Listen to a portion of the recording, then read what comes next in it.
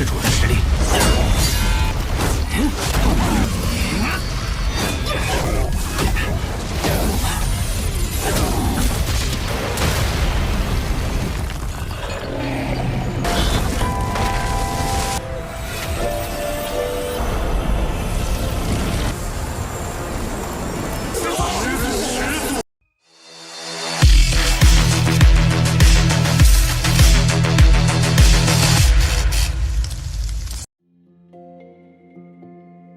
Halo semuanya, selamat datang di Ruang Sinema. Bagaimana kabar kalian semua? Semoga selalu sehat dan baik-baik saja. Pada hari ini kita akan kembali melanjutkan series Donghua Penakluk Bintang episode terbaru, yang mana ini adalah episode yang ke-237. Bagi yang baru bergabung dan series ini, kita sudah sediakan playlistnya. Jadi kalian bisa mudah mencari di mana episode awal dari series ini. Sebelum kita mulai episode terbarunya, kita akan melihat dulu apa yang telah terjadi pada episode sebelumnya. Lo Feng bersama yang lainnya sudah tiba di hadapan kapal makam. Saat pintu kapal itu terbuka, semua orang berusaha untuk menghentikan Lu Chong, karena mereka yakin dia mengetahui banyak hal tentang kapal tersebut. Lo Feng sendiri tidaklah mengkhianati Lu Chong. Ia memberikan bantuan kepadanya dan membuat mereka menjadi orang pertama yang memasuki kapal tersebut. Di dalam kapal ini, mereka pun dikejutkan dengan munculnya sosok yang sangatlah kuat. Beliau ini adalah Master Duandong, pemilik dari kapal ini. Ia pun memberitahu kalau hanya ada salah satu dari mereka yang bisa menjadi pewarisnya. Wan Hai dikeluarkan karena tidak memenuhi kriteria sebagai penerusnya. Sementara yang lainnya pun masuk ke dalam sebuah lorong gelap, di mana di sana sudah ada sosok kuat yang menunggu. Lo Feng sendiri masuk setelah teriakan dari Lu Chong dan yang lainnya selesai. Ia sangatlah penasaran dengan hal kuat apa yang tengah menantinya. Sekarang kita akan melanjutkan episode terbarunya. Kita dibawa ke tempat suku tengkorak. Para Raja Iblis kesal kepada Wan Hai karena langsung tereliminasi. Padahal klan mata dewa yang sama-sama berasal dari era reinkarnasi pertama, mengapa diizinkan masuk? Berhubung klan mereka tidak diizinkan mendapatkan harta itu, maka klan Hai akan menyebarkan informasi ini kepada seluruh alam semesta. Dan begitu mereka bisa ikut masuk ke dalam sana dan memaksa perahu makam jatuh ke dalam kekacauan. Mereka yakin warisan dari Duandong akan terganggu. 4 Raja Iblis tidak ingin klan mereka tidak kebagian. Berpindah ke kapal makam, gerbang pertama sudahlah dibuka oleh Duandong. Lo Feng yang sebelumnya berada di luar mulai masuk. Baru saja melangkahkan kakinya, dia pun dapat merasakan adanya sosok kuat di dalam tempat tersebut. Sampai pada akhirnya ia bertemu dengan monster bernama Qiulu. Yang perlu Lo Feng lakukan hanyalah bertahan hidup saja. Duandong melarangnya berlindung dalam harta karun bertipe istana. Penyerangan langsung saja dilakukan oleh Qiulu. Lo Feng tidaklah takut dan langsung saja menyiapkan sebuah serangan. Teknik cakar yang Lo Feng berikan seketika saja mementalkan Qiulu. Bahkan monster itu seketika tak bisa bergerak, yang membuat Lo Feng bingung padahal monster ini telah menghabisi seorang Universe Master. Tapi mengapa dia itu hancur lebur dalam satu kali serangannya saja? Sayangnya Qiulu itu bangkit kembali dan langsung melakukan penyerangan kepada Lo Feng. Namun Lo Feng dengan sigap memberikan serangan balik kepadanya. Ditambah berbagai serangan yang dia lancarkan itu telah berhasil mengenai tubuh Qiulu. Tidak terhitung sudah berapa banyak luka yang Lo Feng berikan. Pasalnya ia tidaklah memberikan kesempatan Qiulu untuk menyerang balik dirinya. Hanya saja serangan lanjutan yang Lo Feng berikan itu berhasil dia hancurkan, yang membuat Lo Feng pun sadar kalau kekuatan Qiulu sebenarnya tidak jauh berbeda dari Universe Master. Tapi mengapa kekuatan yang dia miliki terus meningkat seiring berjalannya pertarungan? Bahkan sekarang kekuatan mereka berdua itu mulai setara.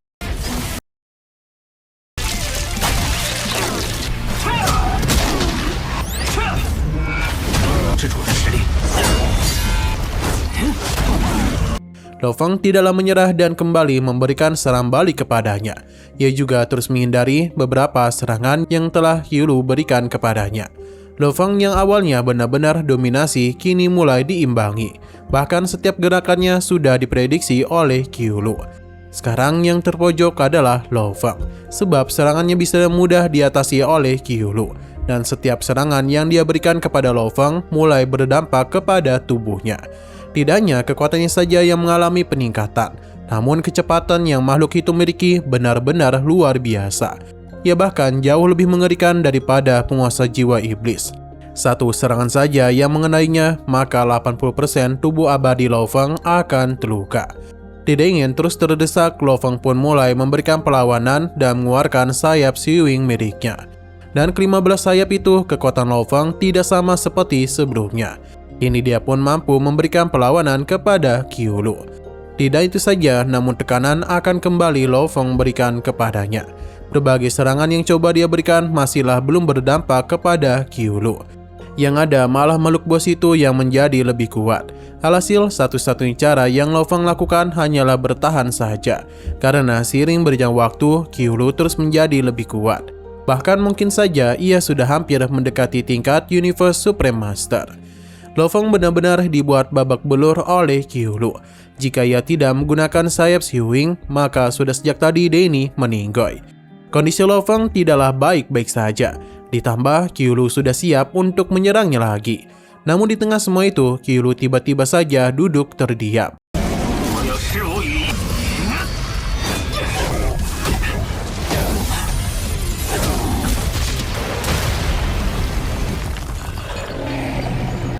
Duandong menyatakan Lo Feng telah lulus dan mempersilakannya untuk melanjutkan perjalanan.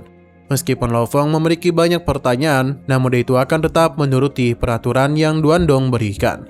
Di depan pintu selanjutnya, Lu Chong bersama yang lainnya telah menunggu ujian selanjutnya. Tapi yang muncul adalah Lo Feng.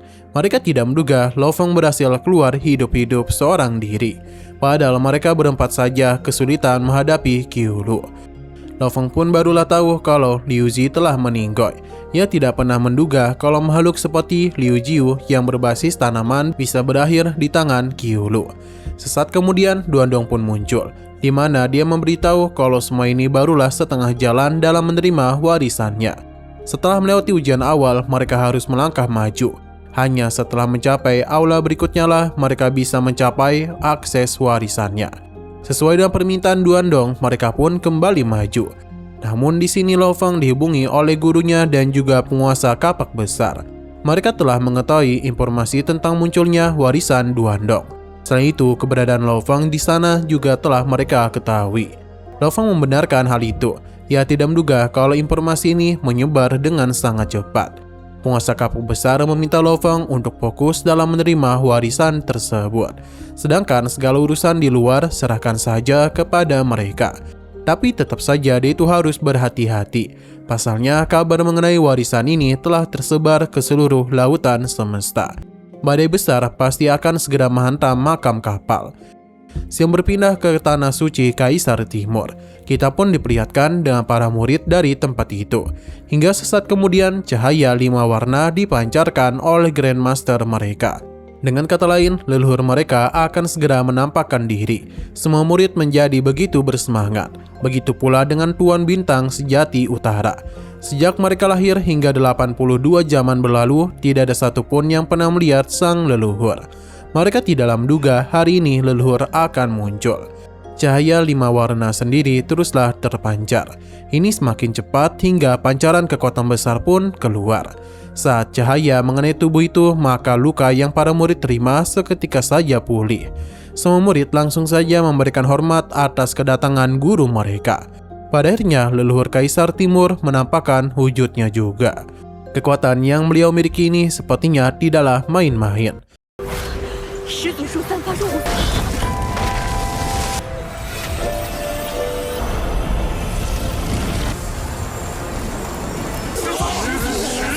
Sementara itu, klan Mata Dewa, Master pertama memanggil para Trugot dari klan Mata Dewanya, di mana Master kedua dan ketujuhlah yang lebih dahulu tiba. Selain itu, ada beberapa Master lainnya. Sedangkan di Tanah Suci Bulan Ungu juga tengah bersiap untuk memperebutkan warisan di kapal makam. Terdengar kalau mereka itu harus membalaskan sebuah dendam. Kembali ke Tanah Suci Kaisar Timur. Leluhur mereka telah mendengar kalau di Universe Boat yang merupakan salah satu dari 3 zona terlarang di Laut Semesta terdapat warisan dari Duandong. Tetua di sana pun membenarkan hal tersebut. Leluhur mereka ingin tahu apakah ada di antara mereka yang ingin berpartisipasi. Hampir dari semua murid ingin pergi ke sana. Begitu pula dengan orang-orang klan Mata Dewa. Terlebih lagi, ini mungkin satu-satunya kesempatan bagi mereka. Jadi tidaklah heran mengapa begitu banyak master yang ingin ikut pergi ke makam kapal. Master ketujuh dan kedua lah yang mungkin akan pergi. Sedangkan leluhur Tanah Suci Timur meminta untuk membawa setidaknya 20 Universe Master dan 200 Universe. Dan bahkan 2000 makhluk abadi juga harus pergi. Mereka harus datang secepat mungkin. Pasalnya mereka tidak boleh membiarkan klan Mata Dewa mendapatkan warisan tersebut. Sedangkan master pertama dari klan Mata Dewa mengandalkan master kedua dan ketujuh dalam perebutan warisan tersebut. Sementara Tanah Bulan Ungu juga telah mengirimkan para master menuju kapal makam. Kembali ke sisi Lo Feng, di mana terlihat dengan jelas kalau orang-orang dari klan Mata Dewa tidaklah begitu menyukainya, sebab mereka berpikir kalau Duandong pilih kasih kepadanya. Lo Feng sendiri sadar dengan perbedaan kekuatan di antara mereka, tapi dia itu yakin kalau ada sesuatu dari dirinya yang membuat Duandong tertarik. Perjalanan teruslah mereka lakukan hingga akhirnya Duandong kembali muncul.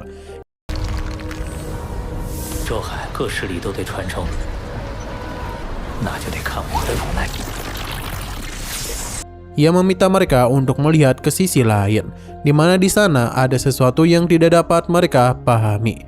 Sedangkan di sisi kiri juga ada hal yang sama.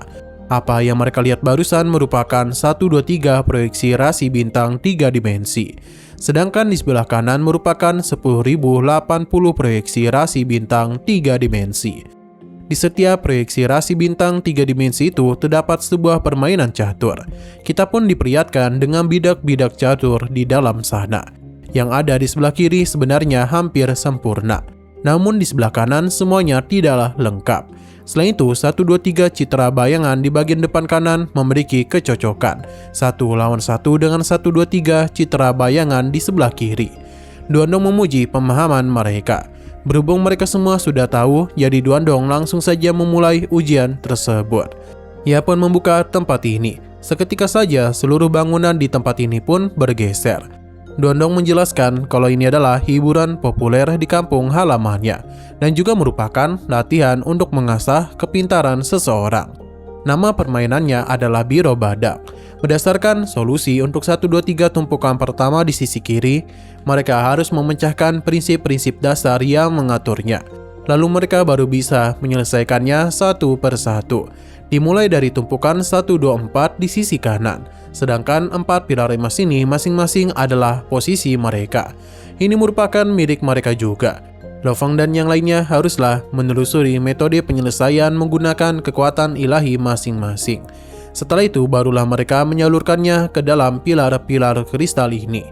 Kini masing-masing dari mereka sudah berdiri di pilar emasnya sendiri. Jika mereka bisa menyelesaikan 6.000 tumpukan dalam waktu yang ditentukan, maka mereka itu bisa langsung mewarisi warisan Duandong miliknya. Hal tersebut tentu saja membuat mereka bersemangat. Jika mereka tidak bisa menyentuh ketumpukan 1.500, maka mereka itu akan gagal total dan tidak akan memenuhi syarat minimum. Satu-satunya yang mereka dapatkan hanyalah kematian saja.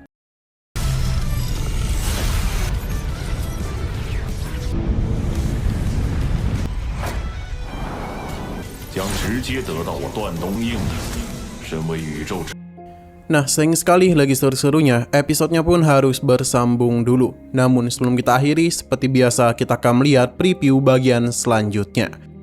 Lo Feng sadar betul betapa rumitnya aturan di sana. Semua itu sangatlah mendalam. Meskipun begitu, Lo Feng tidaklah menyerah dan terus mencoba memahami segalanya. Sementara itu di sisi luar kapal makam, penyerangan mulai mereka lakukan. Bahkan para master dari klan Mata Dewa diajak untuk bekerja sama. Semua itu dilakukan untuk bisa mengganggu Lo Feng. Namun di tengah semua ini, mereka dikejutkan dengan munculnya harta karun sejati, tipe tertinggi Istana Penyegel. Semua itu dilakukan hanya untuk menyegel Lo Feng.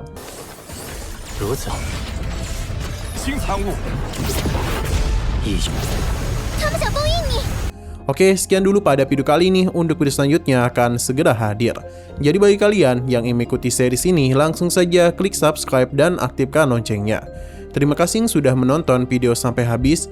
Jika kalian suka pada video ini, klik like dan share ke teman-teman kalian tentang channel ini. Dan ditunggu aja kelanjutannya. Oke, sampai jumpa di video selanjutnya.